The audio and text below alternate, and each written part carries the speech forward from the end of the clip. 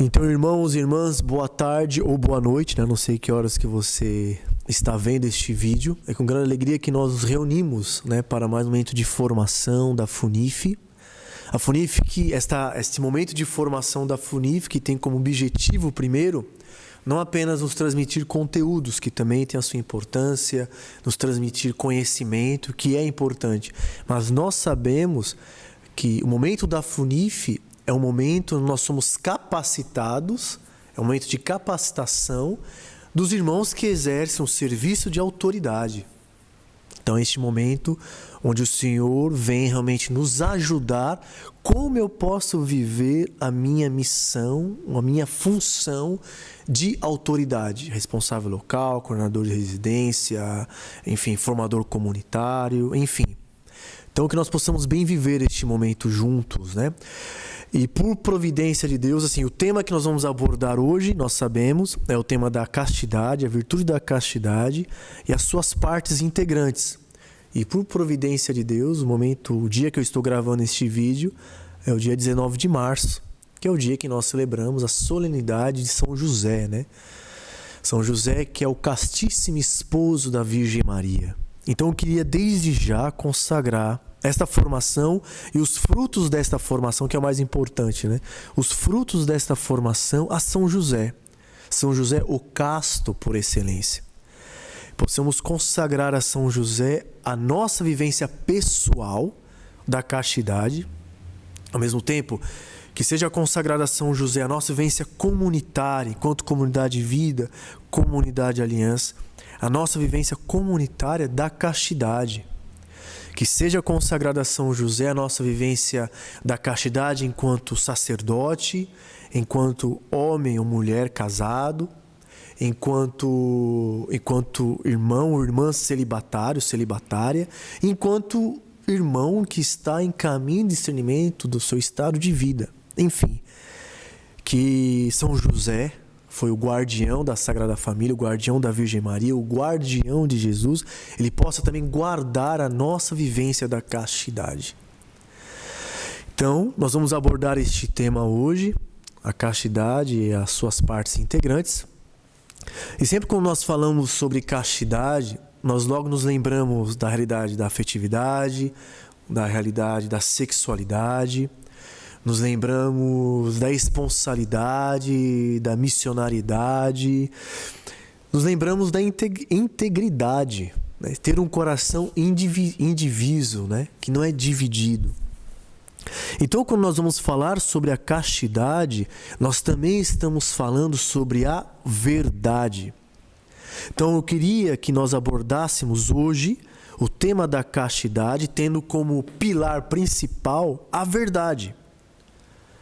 Teresa d'Ávila dizia que a humildade é a verdade. Nós podemos dizer também que a castidade é a verdade.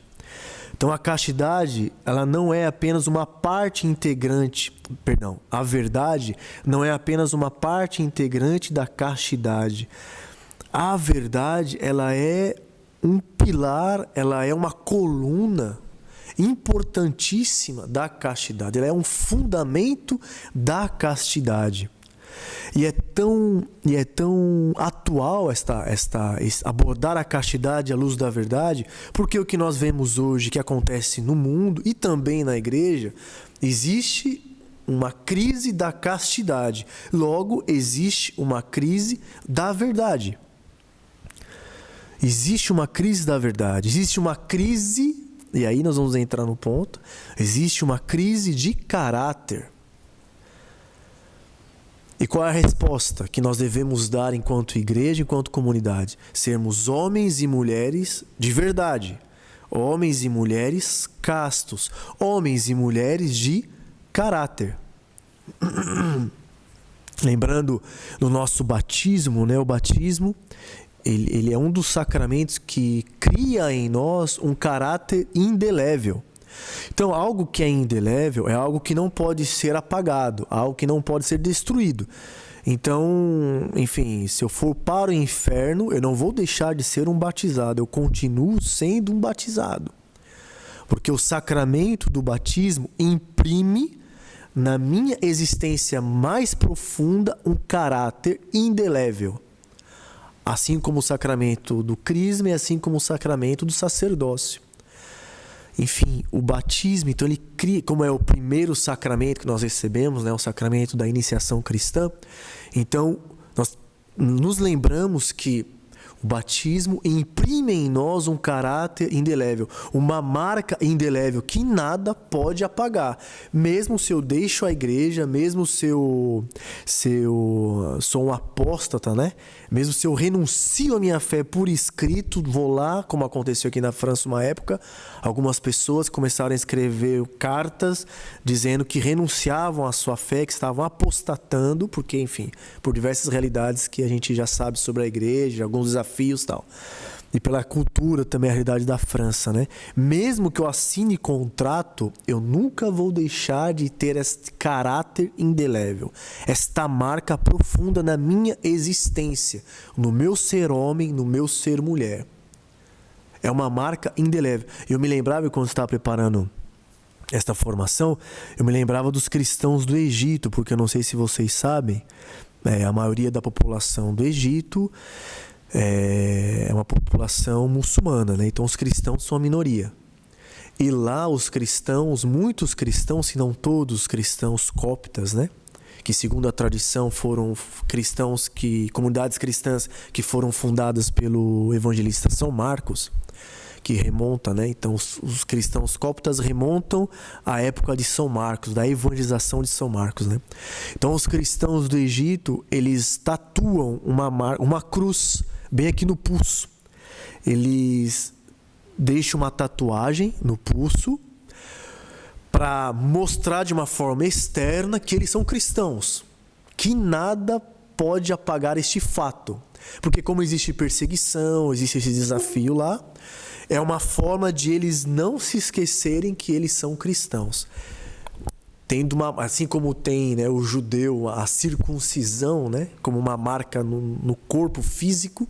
Então esses cristãos do Egito, eles fazem uma tatuagem de uma pequena cruz, né, visível, no pulso, para que no momento da perseguição, no momento de desafio, não se esqueçam nunca do caráter de ser cristão. Então hoje, falar sobre a castidade é falar sobre a verdade, por consequência é falar sobre caráter. E falar sobre caráter é diferente de falar sobre personalidade. É interessante, né? Nós lembramos muito, falamos sobre pessoa, tal fulano tem uma personalidade forte, tal pessoa tem uma personalidade mais tranquila, né? Uma personalidade mais assim, mais pra frente, mais retraído, tal. A palavra personalidade, ela surge, digamos assim, na época do teatro greco-romano, né? Porque se utilizava a palavra persona para os atores que interpretavam um personagem, né? Então a palavra personalidade, ela vem de persona, que indicava pessoas, homens e mulheres, né, que eram atores, que interpretavam papéis, que usavam máscara para se apresentar em público. E caráter é algo muito mais profundo. O cristão, um autor católico, Afonso Aguilo, falando sobre caráter, ele diz o seguinte, sobre uma pessoa de caráter: é uma pessoa que tem um modo sempre consequente de agir, motivado por princípios firmes, uma constância da vontade a serviço do ideal, reconhecido como verdadeiro, uma perseverança interior em formar um conceito nobre da vida. Pessoa de caráter é uma pessoa leal a princípios nobres, que não cede às conveniências e situações contrárias de cada momento. Então eu vou repetir novamente, né?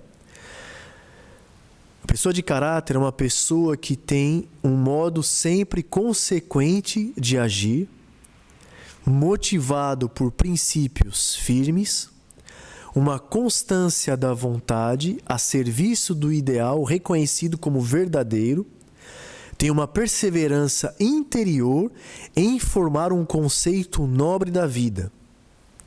Pessoa de caráter é uma pessoa leal a princípios nobres, que não cede às conveniências e situações contrárias de cada momento.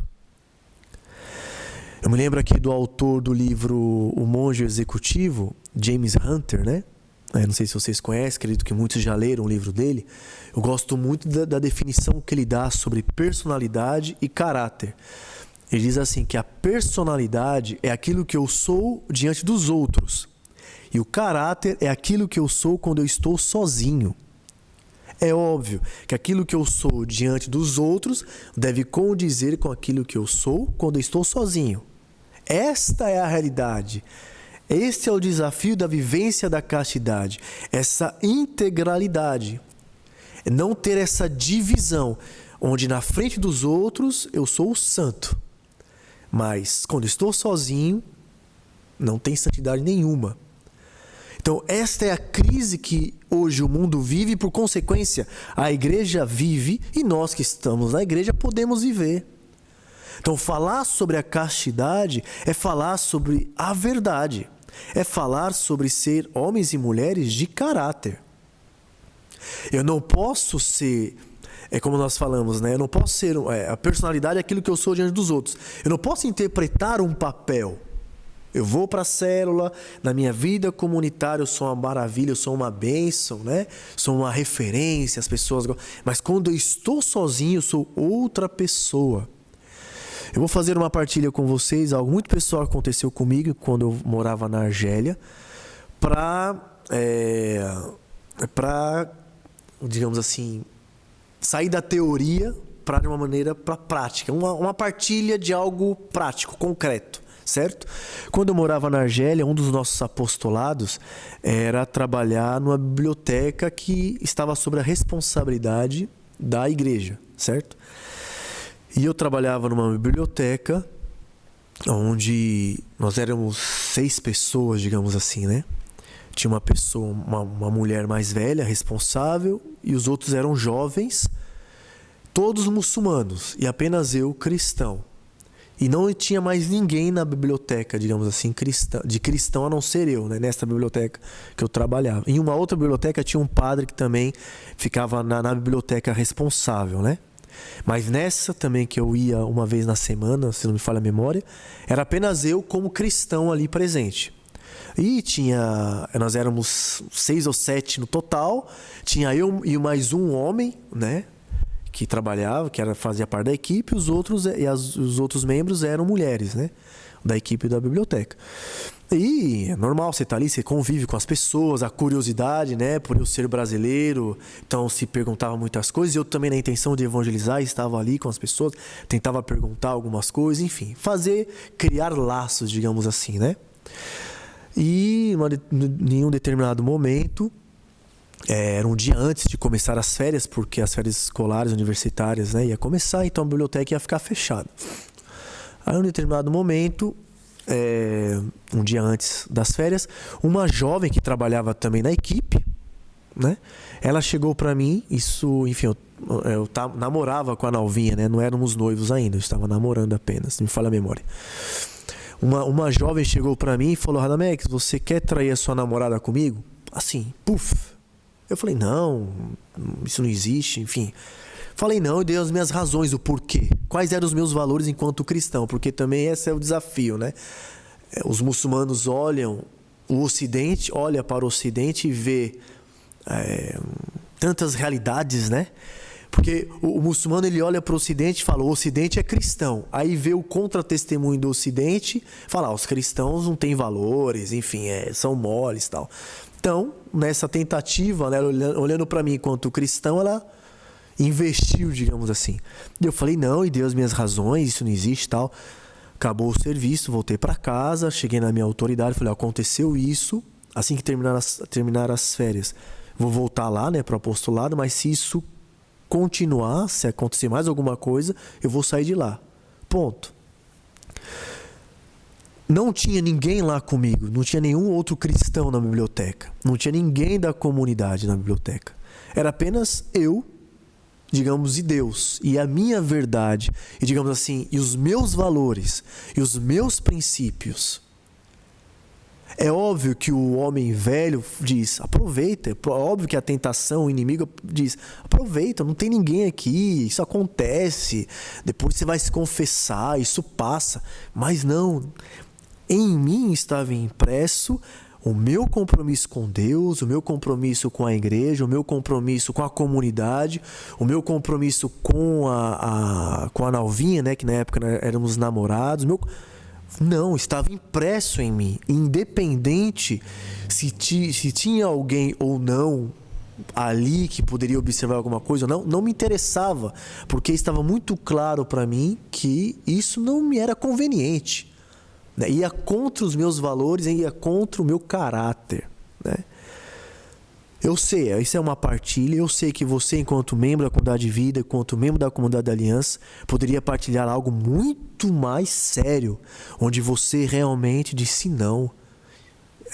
É os meus valores firmes, né? Como nós lemos aqui, que a pessoa de caráter tem sempre um modo consequente de agir, motivado por princípios firmes, valores firmes, concretos.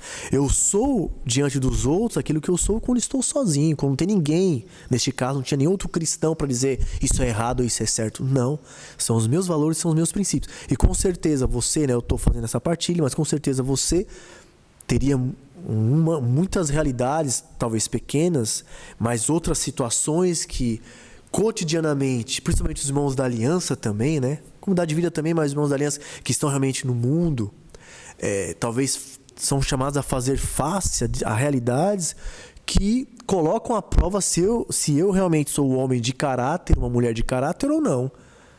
Conheço irmãos da comunidade de aliança, conheço uma irmã da obra, na verdade, que foi da comunidade de aliança, da comunidade de vida, saiu da comunidade de vida, faz parte da obra de uma das missões, mas muito engajada, enfim, princípios e valores realmente enraizados nela. Ela começou a trabalhar enquanto secretária, e só que no trabalho começou a acontecer algumas coisas de desvios e queriam que ela fizesse parte disso. Ela disse não e ela se demitiu.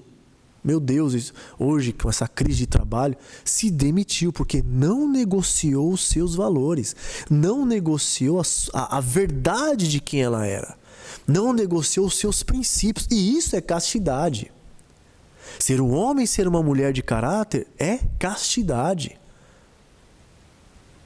O padre Raniero Cantalamessa, né? Ele tem um texto muito belo sobre ser pessoa e ser personagem, porque é um fato. Nós somos missionários da comunidade de vida e da comunidade de aliança, nós não somos personagens. Nós não estamos na comunidade para interpretar um papel que eu sou um cristão, que eu sou um missionário. Não, eu não estou. Não é uma questão de estado, é uma questão de ser, é algo ontológico. Eu sou cristão, eu sou consagrado, eu sou Shalom.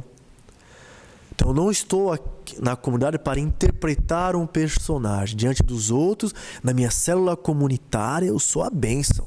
Na minha casa comunitária, eu sou a bênção. Mas no meu ambiente de trabalho, lá onde não tem ninguém da comunidade, eu escondo o meu tal, para que ninguém veja que eu sou cristão, e aí eu vivo outra realidade. Quando eu sou da comunidade de vida, eu vou de férias para casa, como não tem ninguém da minha casa que vai para missa, que não se importa muito com isso, eu vivo um outro mundo, eu crio guetos. Mesmo estando na comunidade de vida, na comunidade de aliança, eu vou criando os meus guetos para viver o meu papel, interpretar o meu papel. Eu não sou um personagem. Não sou um personagem. Ser casto é ser verdadeiro, íntegro, no lugar de ser fragmentado. Ser casto é ter caráter. Então o padre Raniero Cantalamessa, ele faz esse texto, ele escreve esse texto, né? Tem esse texto do padre Raniero Cantalamessa que diz o seguinte: o personagem não é outra coisa do que a corrupção da pessoa. A pessoa é um rosto, o personagem uma máscara. A pessoa é nudez radical. O personagem é todo escondimento. A pessoa ama o que é autêntico e essencial.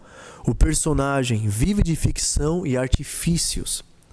A pessoa obedece às suas convicções. O personagem obedece a um cenário. A pessoa é humilde e leve. O personagem é pesado e penoso. Vou repetir. O personagem não é outra coisa do que a corrupção da pessoa. A pessoa é um rosto. O personagem, uma máscara. A pessoa é nudez radical. O personagem é todo escondimento. A pessoa ama o que é autêntico e essencial. O personagem vive de ficção e artifícios. A pessoa obedece às suas convicções. O personagem obedece a um cenário. A pessoa é humilde e leve, o personagem é pesado e penoso. Então é muito forte quando ele diz: a pessoa obedece às suas convicções. O personagem obedece a um cenário. Independe do contexto que eu esteja vivendo. Eu sou cristão. Se eu estou em um cenário que me é favorável, eu sou cristão. Se eu estou em um contexto, em um cenário que não me é favorável, eu continuo sendo cristão, eu continuo sendo shalom. E isto é ser casto, e isto é ser homem e mulher de caráter. Isto é a minha verdade. Isto é um grande desafio no mundo, porque o mundo de hoje, nós vivemos segundo os cenários, segundo as situações. Então eu não tenho convicção. É aquela velha história de ficar em cima do muro muitas vezes. É um grande desafio. Meus irmãos, ser homem e mulher de caráter, ser homem e mulher de verdade, viver a castidade tem um preço a pagar, e muito caro muitas vezes. Existe um preço a pagar e muito caro. E muito caro. É um grande desafio. É um grande desafio. O Papa Francisco, em janeiro de 2018, ele falando sobre o evangelho em que Jesus critica os fariseus pela duplicidade da vida deles, e diz assim: Jesus é claro nisto. Façam aquilo que dizem a verdade, mas não aquilo que fazem. A vida dupla. É duro ver pastores com vida dupla. Nós podemos dizer, é duro ver missionários com vida dupla. É duro ver membro da comunidade de vida com vida dupla. É duro ver membros da comunidade de aliança com vida dupla. E o Papa continua, é uma ferida na igreja, é uma ferida na comunidade, porque é uma falta de castidade, é óbvio isso. O Papa continua, os pastores doentes, os missionários doentes, que perderam a autoridade e seguem em frente com esta vida dupla. Meus irmãos, vocês que estão na FUNIF são autoridade, nós somos autoridade, ou melhor, exercemos o serviço de autoridade. E a autoridade, eu tenho autoridade quando eu tenho credibilidade. E a credibilidade é fruto da coerência.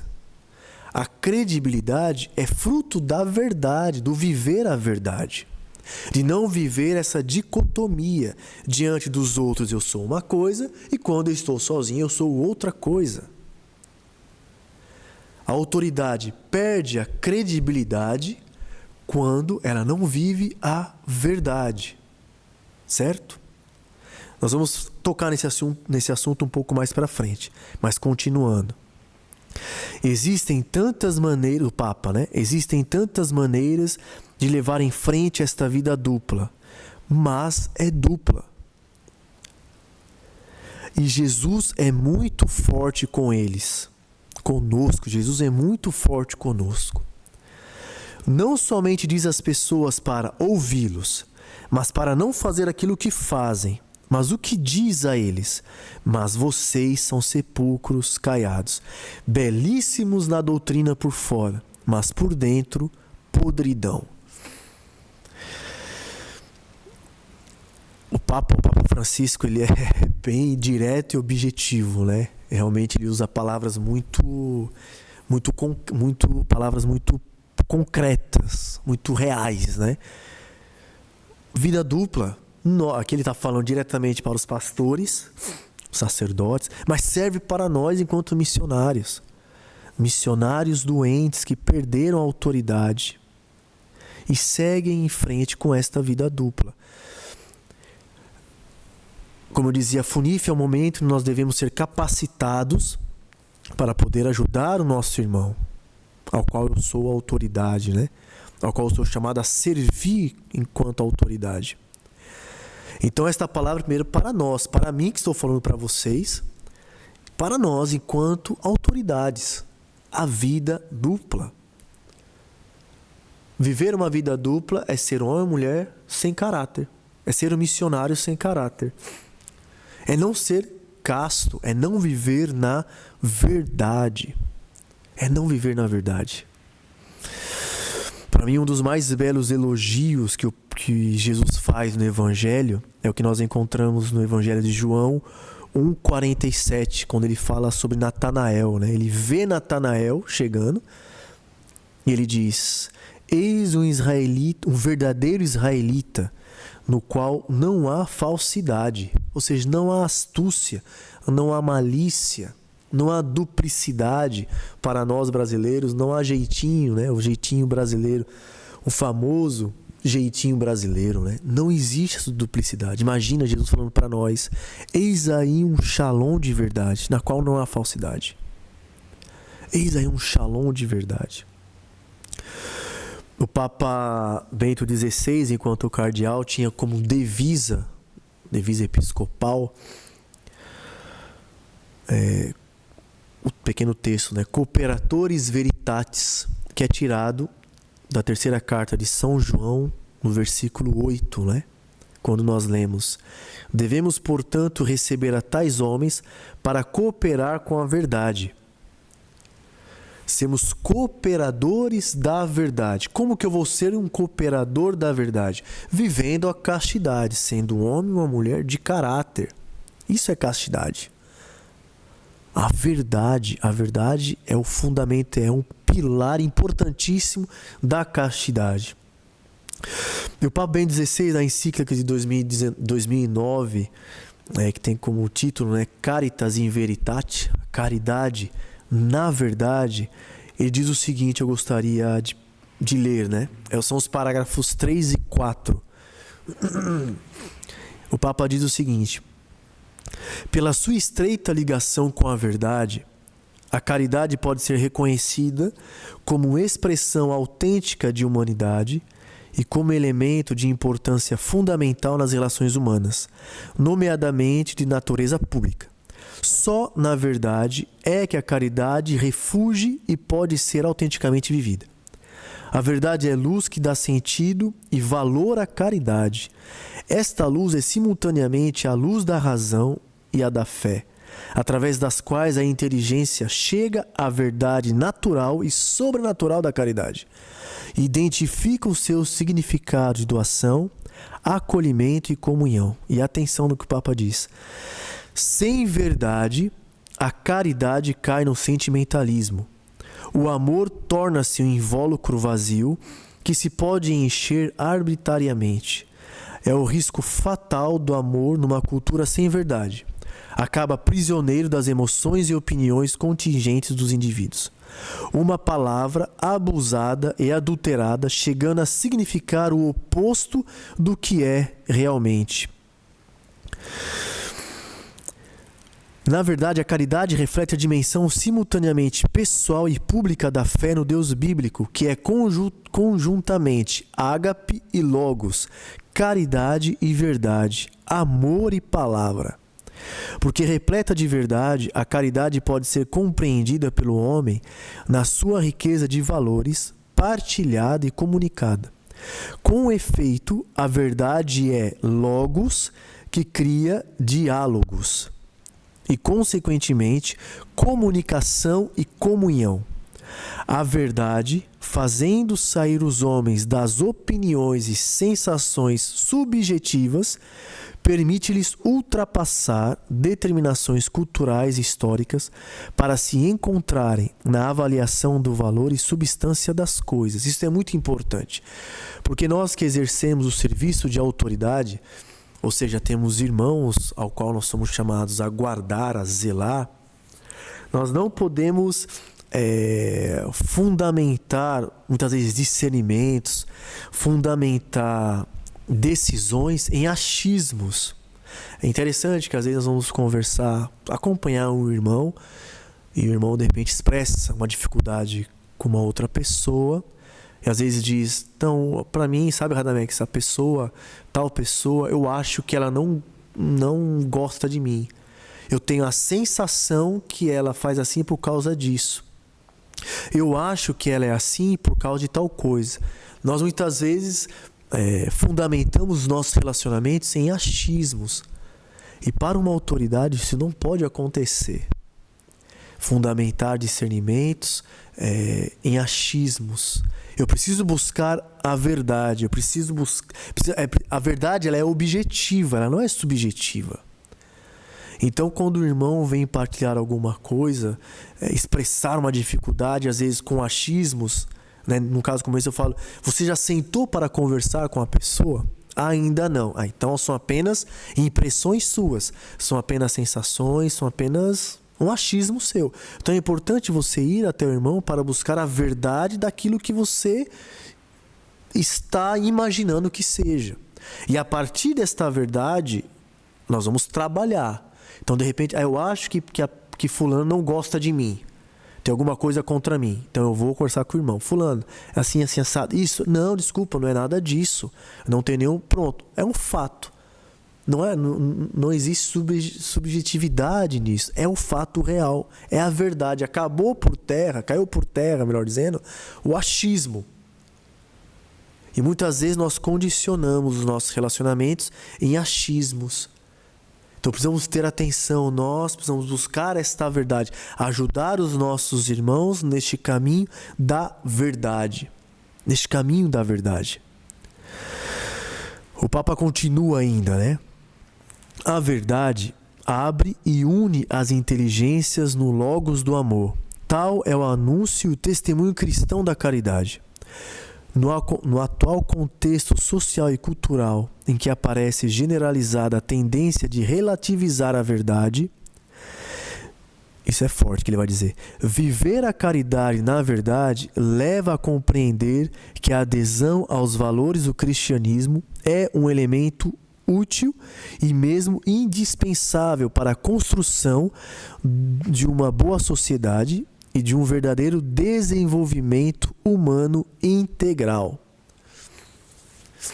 Ser autoridade é contribuir no desenvolvimento humano integral dos nossos formandos.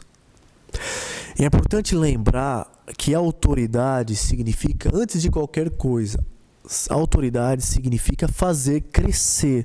Autoridade não significa ter que dar solução para tudo.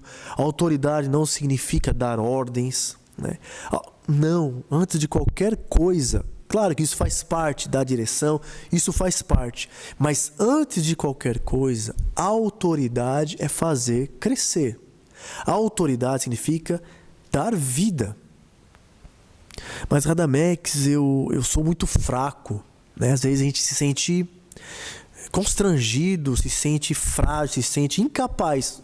É verdade. Fraco. É verdade, somos fracos.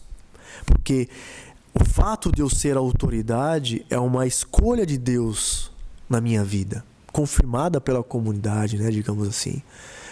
É Deus que me escolhe, Deus que me capacita, é Deus que me dá a graça para que eu possa responder a esse serviço. Então, o ser fraco faz parte da minha vida. O fato de eu ser autoridade não significa que eu sou forte. Eu continuo sendo fraco, eu continuo sendo um vaso de argila. Mas atenção, fraqueza, fragilidade, enfim, fraqueza não é sinônimo de covardia. Às vezes nós escondemos a nossa covardia atrás da minha fraqueza, da minha incapacidade. É verdade, às vezes temos de alguém diante de nós, sei lá, um irmão mais capaz, um irmão mais velho na comunidade, um irmão diplomado, doutor, eu tenho que formar, acompanhar um irmão que é juiz, que é advogado na comunidade de aliança. Eu me sinto tão... Como que eu vou fazer? Aí eu falo, não, eu sou fraco, eu não... Não, Deus te deu a autoridade espiritual. Fraqueza não é sinônimo de covardia. É só a gente se lembrar da experiência de Davi e Golias. Davi, diante de Golias, era fraco. Mas Davi não foi covarde. E esse é um dos grandes desafios das autoridades. A covardia é um dos grandes males de quem exerce o serviço da autoridade. Por quê? Porque a covardia gera omissão. E ser autoridade, uma autoridade não pode ser omissa. A verdade tem que prevalecer. Então, eu não posso assistir, não vou tocar nesse assunto com o meu formando porque eu tenho medo que...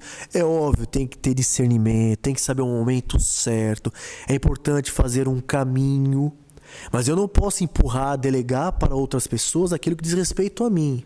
Se diz respeito a você, diz respeito a você. E é preciso ter essa coragem, não podemos ser covardes. A covardia é algo tão sério, tão sério. Eu gostaria que você pegasse comigo o livro do Apocalipse, no capítulo 21. Abre comigo aí a sua Bíblia, no capítulo 21 do livro do Apocalipse. Nós vamos, o que tem como título, né, digamos, este capítulo, esses primeiros versículos, Novo Céu e Nova Terra. Então, do versículo 1 até o versículo 7, o autor, né, João, vai falando sobre o novo céu, a nova terra, a Jerusalém celeste, que não haverá, né, Deus proclama, né, uma voz potente saía do trono e dizia, né, que vai enxugar todas as lágrimas, não haverá morte, não haverá luto, não vai haver sofrimento, enfim, ao sedento darei de beber gratuitamente do manancial da vida. O vencedor terá tudo isso em herança, ou seja, aqueles que perseverarem vão ter a bem-aventurança, né, como herança. Então ele começa a falar sobre essa dinâmica da bem-aventurança junto de Deus. Mas no versículo 8, ele começa a falar sobre aqueles que vão para o fogo eterno. E quem é o cabeça da fila daqueles que vão para o fogo eterno? Os covardes. Ao contrário, os covardes... Então, para a gente ver como é sério a covardia, os covardes são aqueles que estão puxando a fila que vão para o fogo eterno, daqueles que vão para o fogo eterno, né? A gente pode pensar, não, aqueles que estão na prostituição, os idólatras, os que... Não, os covardes. A autoridade não pode se omitir. Eu sou fraco, mas o Senhor diz... Te basta a minha graça. Deus nos dá a graça para responder ao serviço que Ele nos confiou. E isso a verdade tem força. A verdade nos impulsiona, gera em nós a coragem.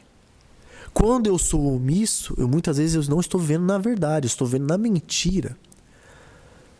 Então nós, enquanto autoridades, precisamos alimentar esta verdade em nós, né?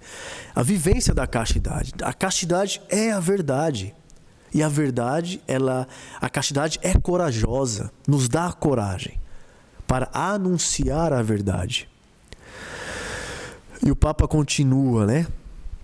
Um cristianismo de caridade sem verdade pode ser facilmente confundido com uma reserva de bons sentimentos, úteis para a convivência social, mas marginais.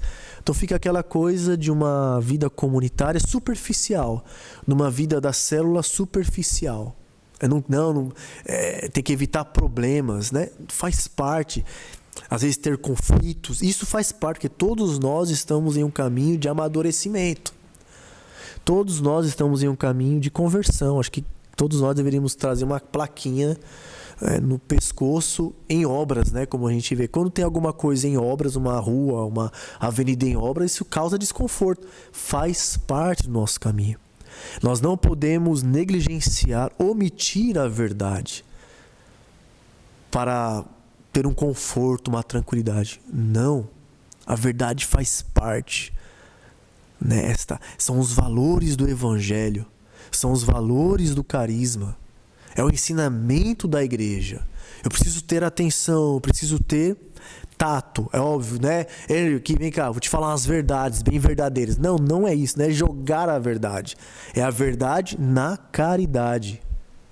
Não pode ser a verdade sem a caridade e também não pode ser a caridade sem a verdade. É a verdade na caridade. E a verdade nos liberta, que é Jesus que diz, João capítulo 8, versículo 23, né?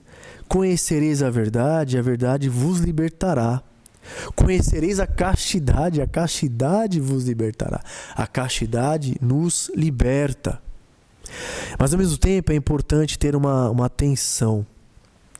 Nós precisamos fazer da nossa célula comunitária, nós precisamos fazer das nossas casas comunitárias oásis de castidade, oásis de verdade. Então, primeiramente, eu enquanto autoridade, eu preciso viver a verdade, reconhecer as minhas fraquezas, às vezes pedir perdão para os meus irmãos. Eu reconheço que eu errei em tal orientação, me desculpem, faz parte. Eu preciso viver na verdade. E assim também motivar os irmãos que vivam na verdade. E quando o irmão, aí atenção, quando o irmão vem até mim expressar a sua verdade mais profunda, irmãos, nós somos autoridades. Precisamos ter atenção na forma em que nós reagimos, né? Diante daquilo que o irmão está expondo da sua verdade. Porque às vezes tem situações, tem coisas que o irmão vai partilhar que são coisas sérias, graves, gravíssimas. Mas eu não posso, digamos assim, me ficar, nossa, abismado. Não, eu preciso acolher aquilo. Existe a misericórdia. É óbvio que dependendo da situação, né, da gravidade, eu preciso deixar o irmão por dentro das consequências de determinados atos. Eu não posso, por um lado, passar a cabeça e fingir que não, isso não tem problema. E por outro lado, eu não posso condenar ao inferno, irmão. Eu preciso ser verdadeiro. Preciso ser claro. Ok. Nós vamos trabalhar essa realidade, nós vamos ver o que fazer. Você sabe que tal situação tem consequências. Mas nós vamos ver como vai ficar. Você não está sozinho nessa situação. Mas saiba que tem consequência. Obrigado pela tua partilha, vamos continuar. Obrigado pela tua confiança. Nós vamos continuar a aprofundar essa questão.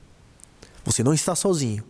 Vamos continuar a caminhar para a verdade, porque a verdade nos liberta. Então nós precisamos alimentar isso. E às vezes na nossa reação, isso pode acabar bloqueando o irmão na vivência da verdade. Então tenhamos atenção. Nós que exercemos o serviço de autoridade, tenhamos atenção, né? Na nossa forma de acolher a verdade do irmão. Porque às vezes tem uma verdade que é cruel, né? Que é grave. Mas tenhamos a justa medida, a medida de Deus, com discernimento. Sem fingir de que nada existiu, que nada é grave. Não. Mas na verdade, e deixando o irmão viver na verdade. Viver na verdade. Eu gostaria de terminar essa primeira parte citando, né, que São Paulo fala aos Romanos, capítulo 3, versículo 12 a 14. Quando ele fala, a noite vai adiantar e o dia vem chegando. Despojemo-nos das obras das trevas e vistamo-nos das armas da luz. Comportemo-nos honestamente como em pleno dia. Nada de orgias, nada de bebedeiras, nada de desonestidades, nem de dissoluções, nada de contendas, nada de ciúmes. Ao contrário, revesti-vos do Senhor Jesus Cristo e não façais caso da carne, nem lhe satisfaçais aos apetites. Vivamos como em pleno dia, vivamos honestamente, sejamos homens e mulheres de caráter, de verdade. Ser casto é ser verdadeiro. Ser casto é ser verdadeiro. É ser coerente. É ser diante dos outros aquilo que eu sou quando eu estou diante de Deus. É trilhar este caminho de unificação, né? Tem um dos salmos das completas que nós pedimos a Deus, não lembro em português, mas em francês nós dizemos: unifica o meu coração. Unifica o meu coração dividido. Então, que São José nos ajude, essa é a primeira parte, né? Que São José nos ajude a sermos homens e mulheres de caráter e ser cooperadores, promotores da verdade, com coragem, promotores da verdade. Vamos fazer um momento de partilha esse foi o primeiro ponto, né? Para mim assim, queria abordar esse ponto porque ele é o fundamento da castidade, né? Esse aspecto da castidade que é a verdade. Então foi um pouco mais denso, digamos assim. Então vamos fazer um momento de partilha. Partilha aí sobre essa primeira parte. A castidade e verdade, castidade, homens e mulheres de caráter. Partilhe com o seu irmão uns 3 a 5 minutinhos aí, e depois nós damos continuidade à nossa formação.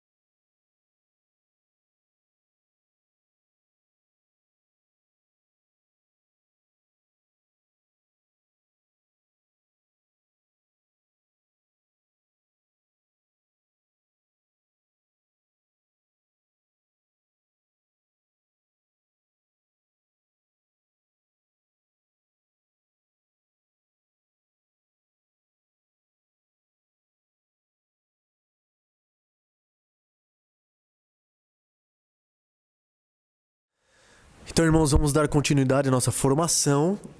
Então, nós falávamos sobre a castidade, que é a verdade, né? Que, digamos assim, é um dos pilares fundamentais, principais da castidade. É a verdade, é a coerência de vida, é ser homem e mulher de caráter, né? Mas agora nós vamos abordar algumas partes integrantes que compõem a castidade, a virtude da castidade. E a primeira parte integrante da castidade é o autodomínio, o domínio de si, a continência. O padre Raniero Cantalamessa diz o seguinte, né? Ele começa citando a carta aos Gálatas, capítulo 5, versículo 22, onde nós lemos: o fruto do Espírito é amor, alegria, paz, longanimidade, benignidade, bondade, fidelidade, mansidão, autodomínio. O termo grego original que traduzimos com autodomínio é enkrateia e tem uma gama muito ampla de significados. Pode-se exercer de fato o domínio de si no comer, no falar, no controle da ira e etc. Então é algo muito abrangente. Aqui, porém, o padre Raniero Cantalamessa continua, aqui, porém, nesse versículo 22 do capítulo 5 de Gálatas, aqui, porém, como nos demais, quase sempre no Novo Testamento, isso significa o domínio de si uma esfera bem precisa da pessoa, ou seja, no âmbito da sexualidade. Deduzimos isso do fato de que pouco acima, elencando as obras da carne, o apóstolo chama porneia, ou seja, impureza, aquilo que se opõe ao domínio de si. É o mesmo termo do qual deriva pornografia. Nas traduções modernas da Bíblia, o termo porneia é traduzido ora como prostituição, ora como impureza, ora como fornicação ou adultério, e ora como outros vocábulos.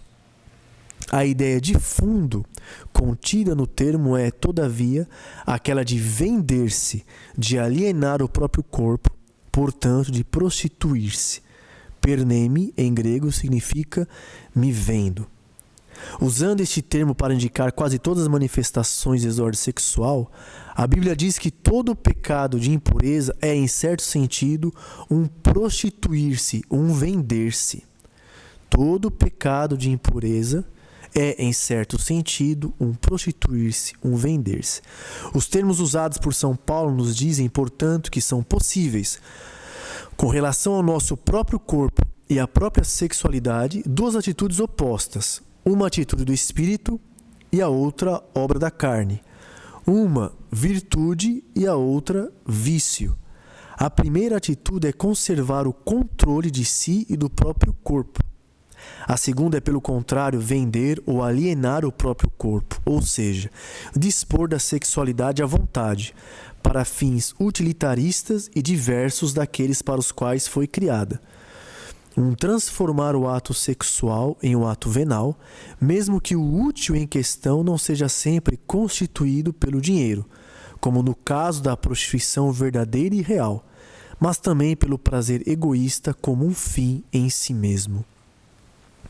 Então nós podemos dizer que o autodomínio, o domínio de si, toca de maneira direta e objetiva a dimensão dos desejos e dos prazeres sexuais, e dos desejos e prazeres do beber e comer. Toca a dimensão do apetite concupiscível. Concupiscível não no sentido do pecado, né? Mas nessa tendência sensível a possuir algo que é bom, a um bem. Um desejo forte. Então, o autodomínio vai tocar nessa dimensão do desejar.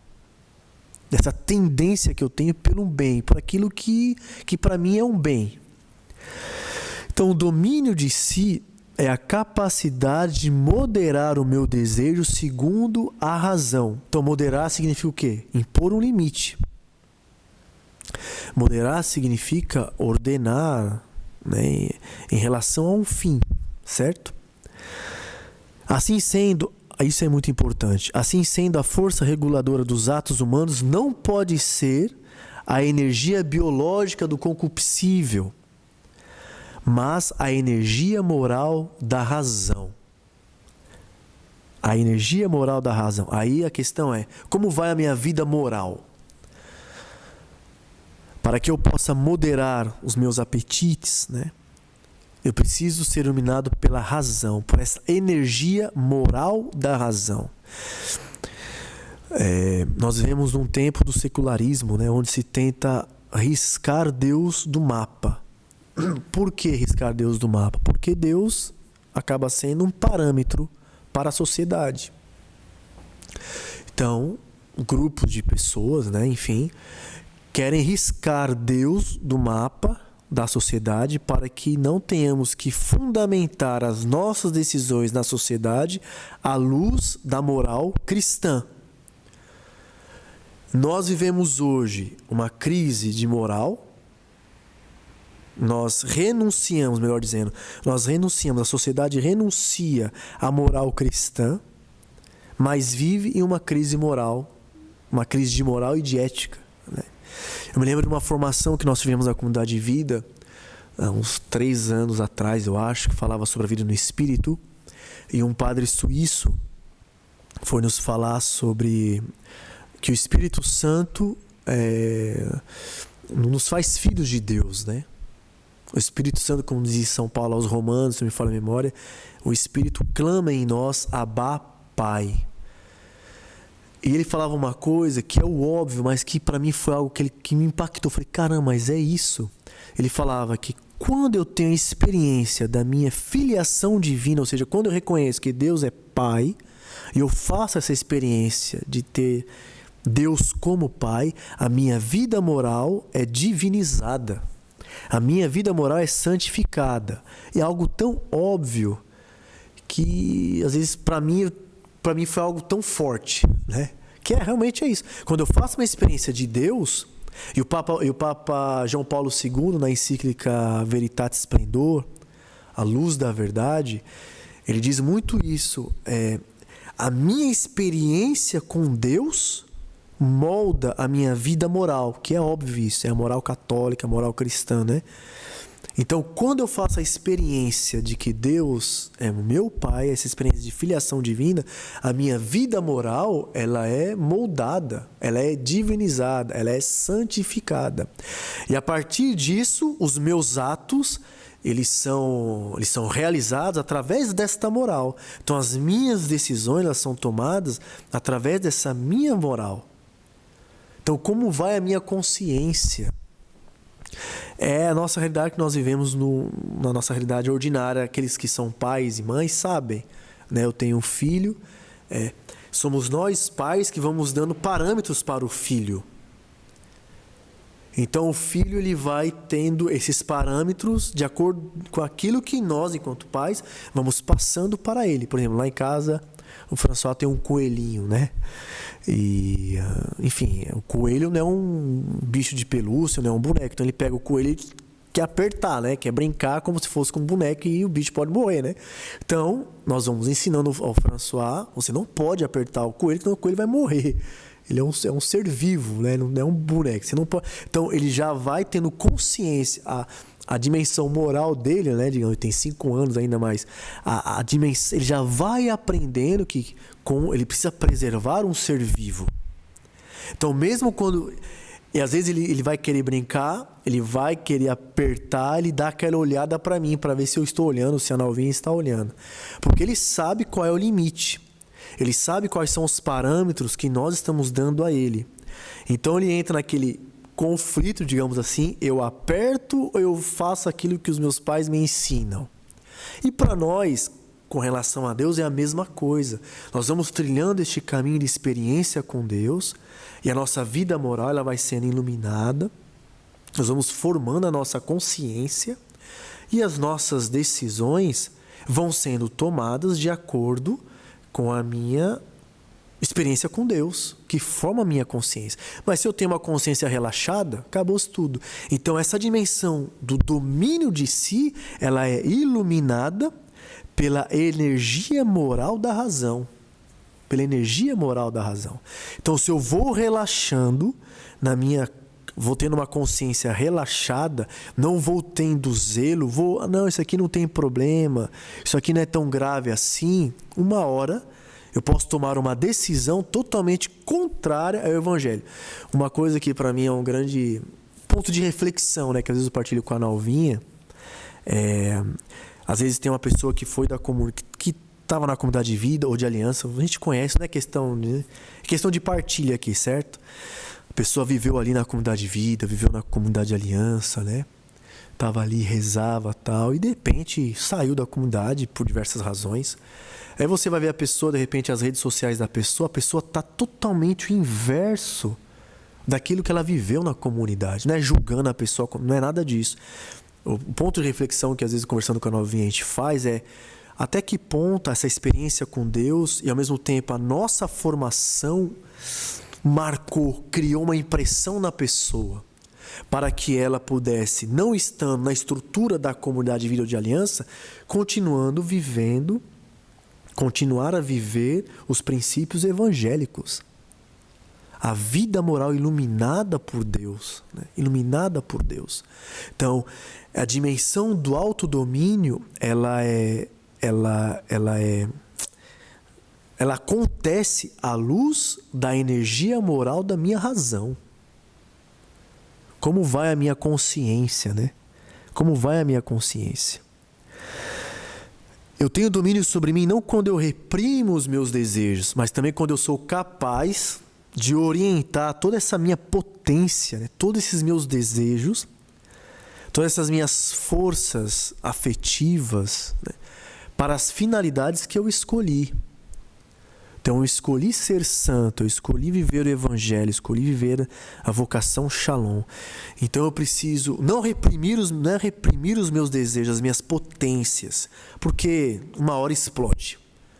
Viver reprimindo é como uma panela de pressão. Uma hora vai explodir. Então é todo um trabalho para que eu possa realmente voltar as minhas forças, né? Orientar essas forças, essas potências que existem em mim para a finalidade que eu escolhi. Que ninguém me impôs. Finalidade que eu escolhi. Eu escolhi ser santo. Eu escolhi ir para o céu. Então, vou voltar todas as minhas energias, as minhas forças para conquistar isso. Para ir para o céu. Então, o autodomínio, à luz da minha razão, me ajuda neste caminho constante para chegar à finalidade que eu escolhi. Então, nós vemos o quanto é importante essa dimensão do autodomínio, né? Do autodomínio, da moral, da minha vida moral, da minha consciência. Não pode ser relaxada, né? A minha vida moral, eu preciso exercitar a minha razão, eu preciso exercitar a minha vontade através das minhas escolhas. E isso vai me firmando, isso vai me tornando cada vez um homem ou uma mulher de convicção, não mole, não aquela pessoa como nós vimos, né? Aquela pessoa que vive de acordo com o cenário, então interpreta papéis, não. A segunda parte integrante da castidade, estou vendo aqui já faz quase uma hora que eu estou falando, né? Mas vou tentar avançar lendo aqui o que eu escrevi, que é mais direto e objetivo. Então a segunda parte integrante da castidade é a clemência e mansidão como domínio sobre a cólera, a ira, a fúria, a irritação. Então, o que é a clemência? A clemência, ela modera, a clemência modera a pena que é devida em razão de um ato possivelmente injusto ou pelo menos de um ato que gera cólera, a humilhação, a infidelidade, uma injúria, enfim, uma situação que eu vivi. Então a clemência, ela modera a pena, ela modera, digamos assim, o castigo. Ela modera, digamos assim, a reparação de algo que eu sofri. Enquanto que a mansidão, ela modera diretamente a própria cólera. Então, clemência diz respeito a uma pena, a um castigo, a uma punição. E a mansidão diz respeito diretamente à paixão da cólera, né? A cólera ou a raiva, ela pode ser má ou boa dependendo do objeto, da razão pela qual ela está surgindo.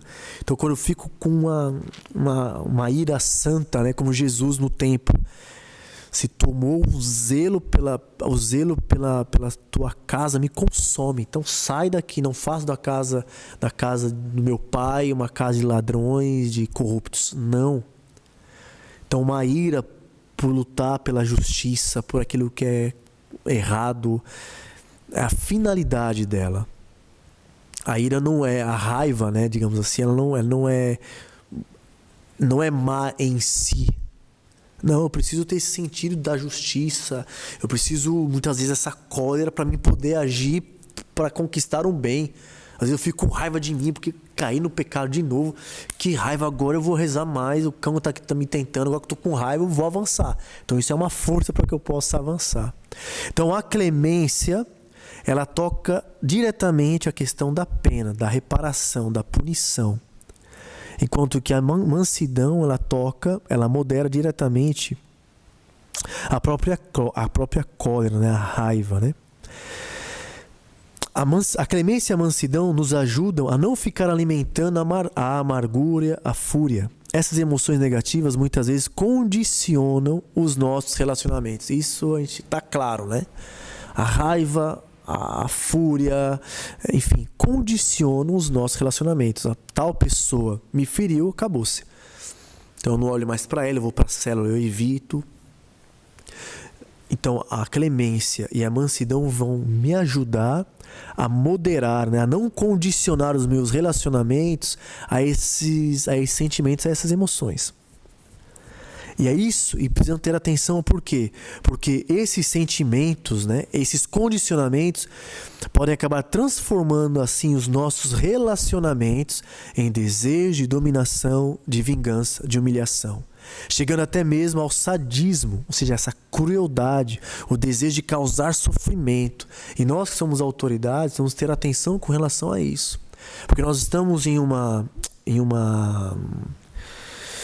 posição, digamos assim, é uma posição de serviço.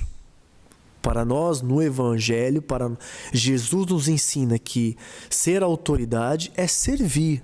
Mas nós sabemos que muitas vezes, para nós, ser autoridade é ter poder. E se eu tenho alguma coisa com relação a um irmão, eu posso fazer da vida de um irmão um inferno. Meus irmãos, nós que somos autoridades, peçamos a graça a Deus e sermos clementes e mansos. Não é, voltando a dizer, não é passar a mão na cabeça do fulano e cometer um erro. Não é isso. Mas eu tenho que me ater aqui, que senão o tempo vai passar e vai ficar muito longo. Mas o que eu escrevi, né? Clemência e mansidão não são sinônimos de frouxidão. O cristão não é pacifista, né? Mole. Não, de forma alguma. A autoridade não pode ser mole. A autoridade tem que ter firmeza e ternura. Ternura também não é moleza. Enfim, clemência e mansidão, nós podemos dizer que é misericórdia. Mas atenção, segundo Santo Tomás de Aquino, para que um amor de misericórdia seja verdadeiramente um amor de misericórdia, é preciso que ele tenha 3 componentes. Primeiro, que ele seja afetivo, ou seja, eu preciso sentir. Jesus era aquele que sentia, tinha compaixão. Eu preciso ter compaixão. Quando eu olho, às vezes, né, vai acompanhar um irmão, até pessoas da obra, com certeza vocês já viveram isso também. Você vai ouvindo aquela pessoa, né, no estado que a pessoa está, aquela dor, aquela situação, dá uma compaixão. Nós somos missionários, precisamos ter esta compaixão no coração, essa dor no coração pela ferida do irmão. Então, a dimensão afetiva faz parte do amor misericordioso. O segundo ponto do amor misericordioso, segundo Tomás de Aquino, é a efetividade. Ou seja, o amor precisa ser afetivo, ter uma compaixão. Eu preciso sentir, está sofrendo.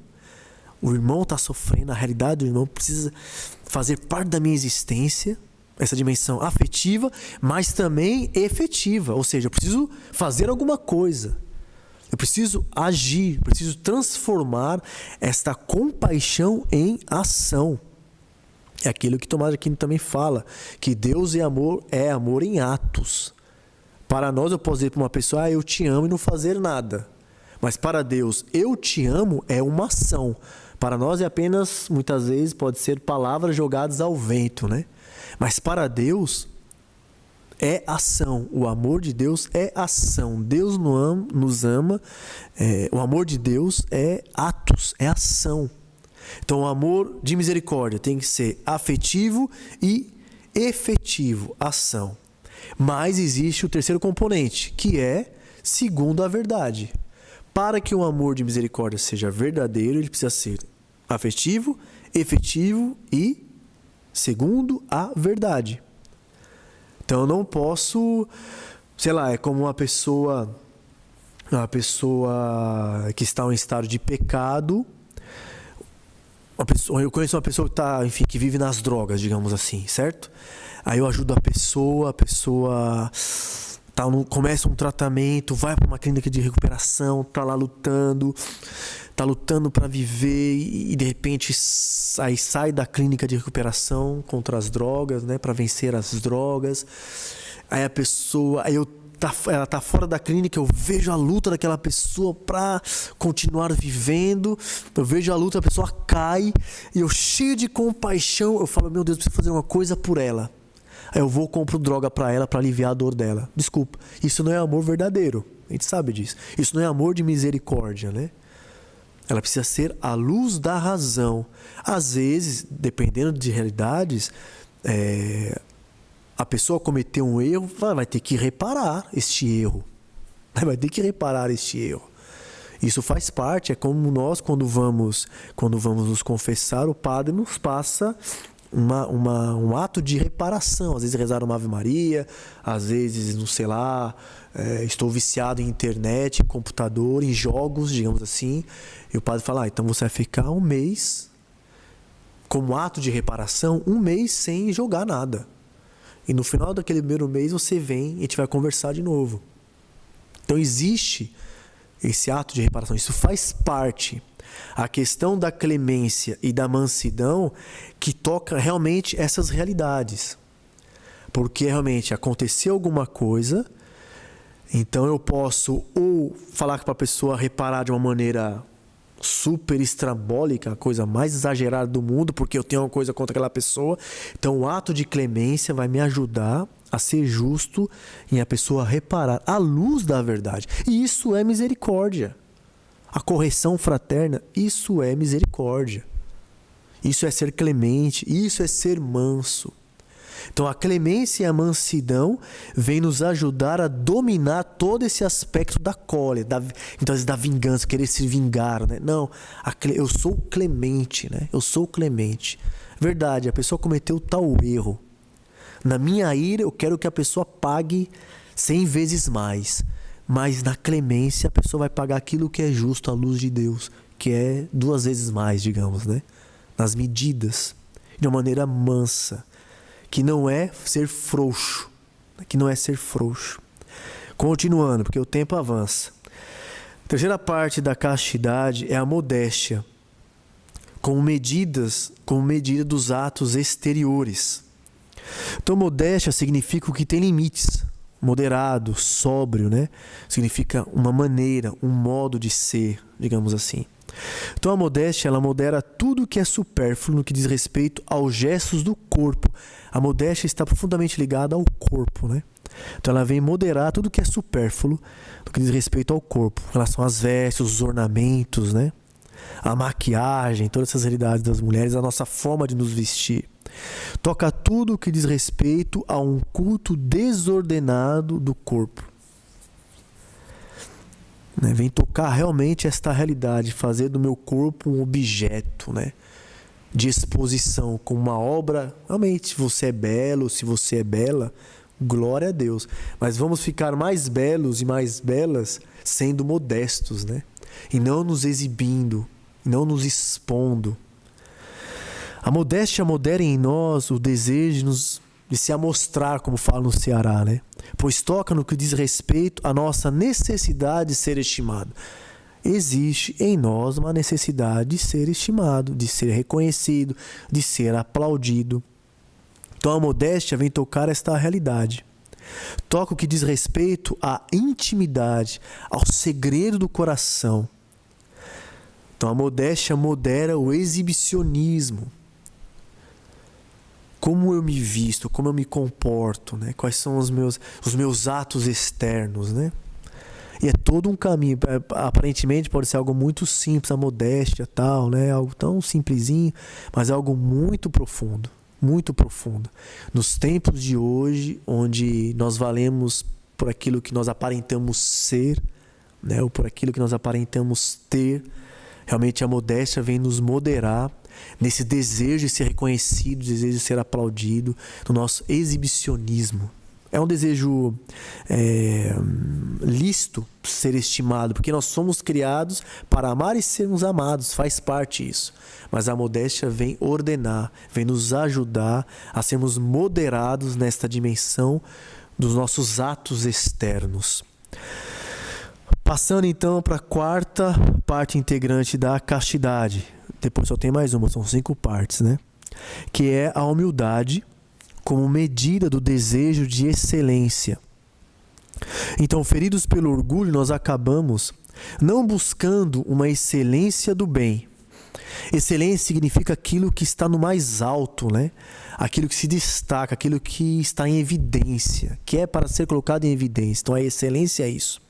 Então, por causa do meu orgulho, nós acabamos não buscando a excelência do bem em si, mas nós acabamos buscando a excelência do sujeito, ou seja, nós mesmos.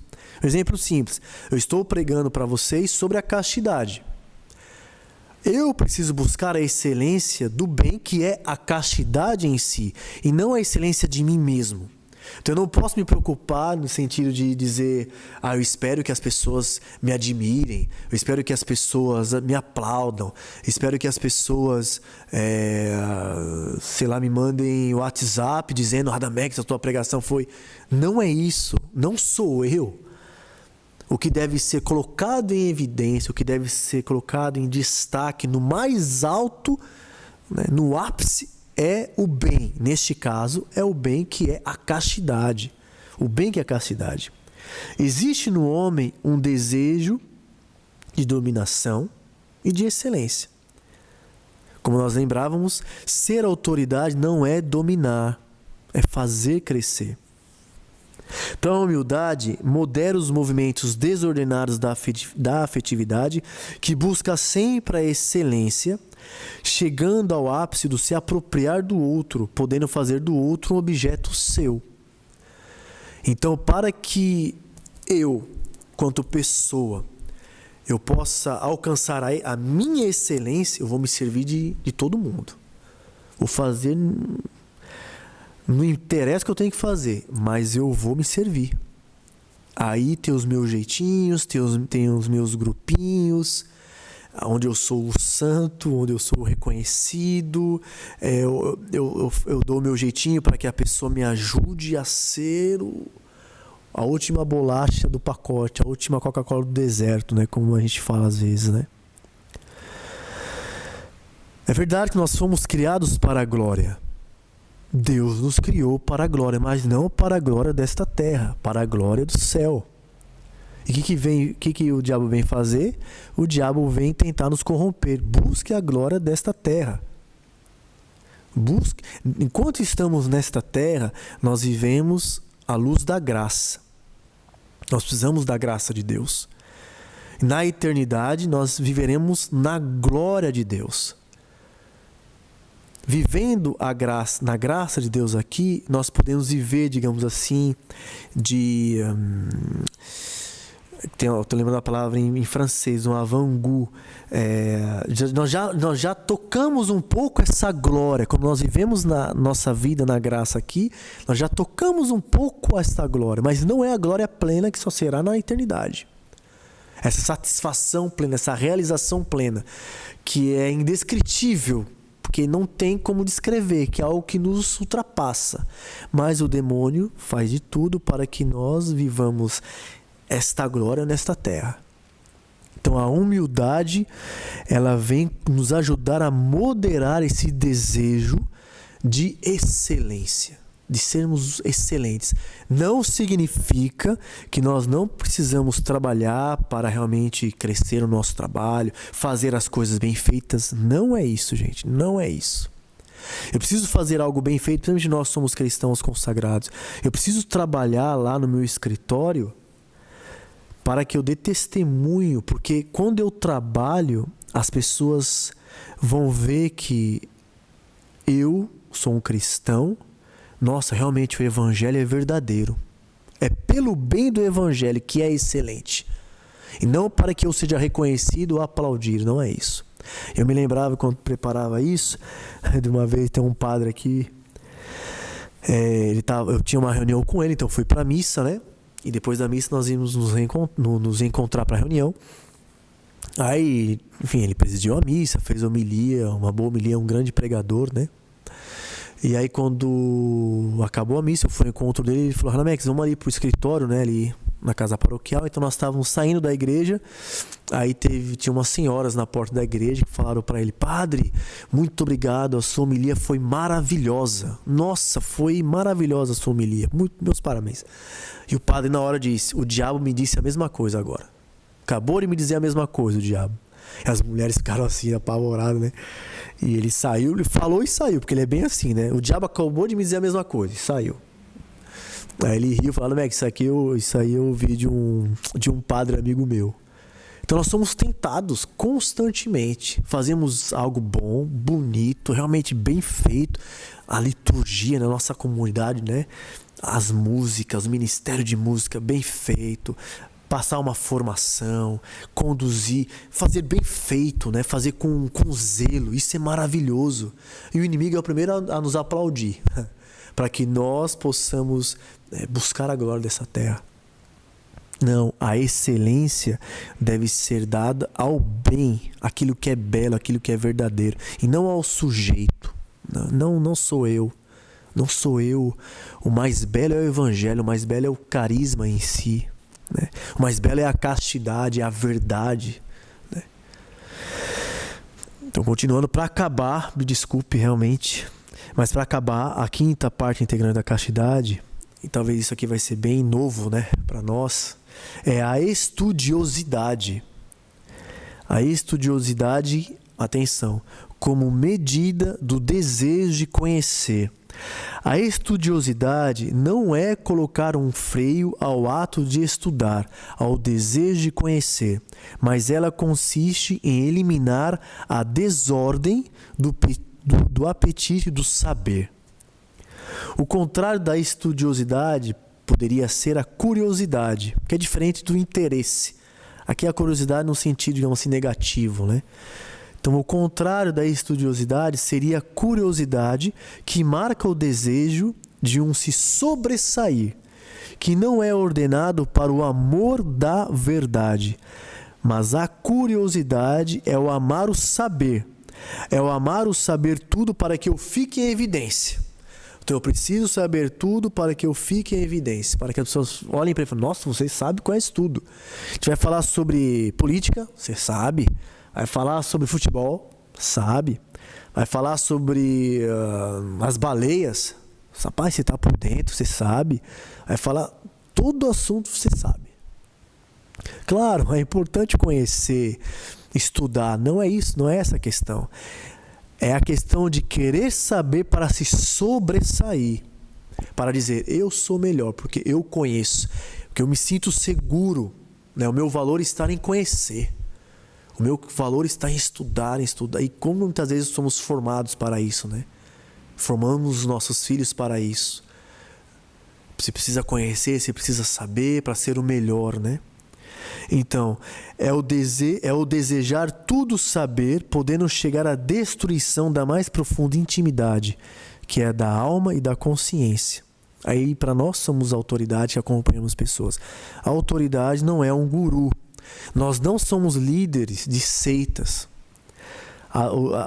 Muitas vezes nós vemos essas histórias de seitas, né? Elas dominam a alma e a consciência, né? Um líder de seita domina a alma e a consciência da outra pessoa. As pessoas muitas vezes estão fragilizadas e nós podemos acabar aproveitando disso para o nosso bel prazer. Nós que somos autoridade, nós não somos gurus. Nós não somos líderes de seitas. Nós somos servos, né? Nós somos servos. E nós estamos ali como instrumentos de Deus para ouvir aquilo que a pessoa está partilhando comigo, né? Para ajudá-la a crescer no caminho de santidade. O desejo de tudo saber implica que eu não admito ser inferior. Eu preciso falar sempre de tudo. Preciso estar por dentro de tudo. Aí eu passo horas e horas na internet, pesquisando tudo.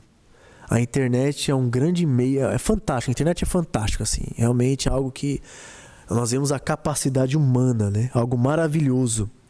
Mas como dizia também o Padre Léo, né? O falecido Padre Léo, que pregava na Canção Nova, chamava a internet de infernet, né? Porque também nós podemos ir para o inferno por aquilo que nós acessamos na internet, ou pelo tempo gasto na internet, em vez de investir o nosso tempo em outras coisas, né?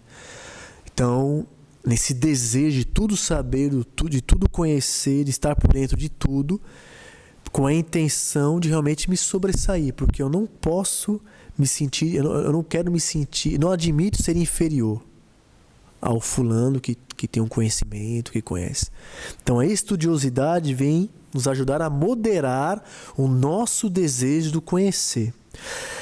E para encerrar, na dimensão da sexualidade, o apetite do conhecer, o apetite do saber é mal quando, por exemplo, a pessoa se torna viciada no voyeurismo, não sei se é assim que a gente fala em português, na pornografia, né? O voyeurismo vem de voyeur, a palavra em francês significa aquele que vê.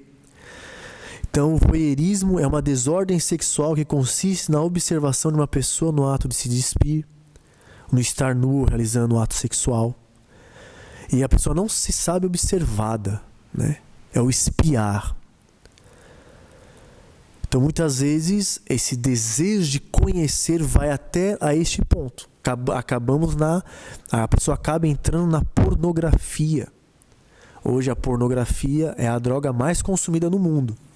Consumida por todo tipo de pessoa. Homens, mulheres, casados, solteiros, celibatários, consagrados, padres.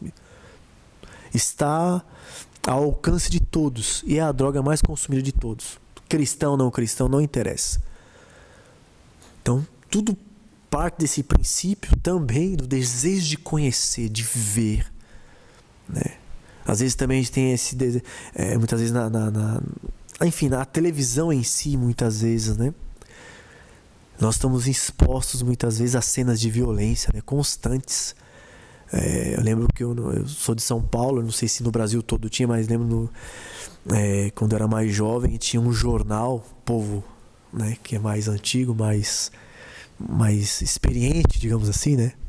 Lembra de um jornal, o jornal chamava Notícias Populares. Todo dia era uma desgraça. O pessoal falava que apertava o jornal, saía sangue. Então a gente tem, às vezes, nós somos alimentados, tem que ver, desgraça, tem que ver. Isso vai poluindo, digamos assim, a nossa alma, né? Vai poluindo a nossa alma. Precisamos ter atenção com relação a isso. Então, a estudiosidade vem nos ajudar a moderar esse nosso desejo do conhecer, esse desejo do saber. Enfim, irmão, chegamos ao final. Me perdoe aí, passou cerca de 1h20, né? Ou talvez um pouco mais. Realmente é um tema muito denso, muito profundo. Tentei ser o mais objetivo, mas realmente foquei mais nessa questão da castidade enquanto verdade, tendo a verdade como pilar, porque muitas coisas começam daí, né?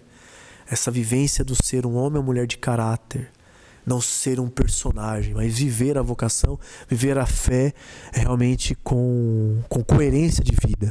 Aproveitando esse tempo da quaresma, né, que vocês vão ver nesse tempo ainda, é o tempo de conversão. Ir para diante de Deus com a minha verdade, ir para diante da comunidade, das minhas autoridades, porque nós também temos os nossos formadores, também temos autoridades aos quais devemos respeito, aos quais devemos, né, conversar, partilhar. Então, ir com a minha verdade e dizer, Senhor, eu preciso viver na verdade. Sou chamado à castidade, porque isso me liberta. Me desculpe pelo tempo, realmente peço perdão. E vamos terminar então essa formação nos consagrando a Nossa Senhora, né? Começamos consagrando a nossa vivência da castidade a São José. Também consagremos a Virgem Maria, né? Aquela que esmaga a cabeça da serpente. Consagremos a ela a nossa vivência da castidade. Consagremos a ela aqueles casos que nós sabemos enquanto autoridade, que na comunidade de vida, na comunidade de aliança, irmãos estão sendo tentados, né? Vivem desafios nesta área da castidade, nesta área da vivência da coerência de vida. Consagremos a Virgem Maria todas as situações desafiantes, mas também consagremos a ela a nossa célula comunitária, a nossa casa comunitária, para que sejam oásis de castidade, oásis de verdade. Rezemos juntos. Sede nosso favor, Virgem soberana, livrai-nos do inimigo com o vosso valor. A glória seja ao Pai, ao Filho e ao Amor também, que é um só Deus em pessoas três, agora e sempre, sem fim. Amém. Deus abençoe a todos. Shalom.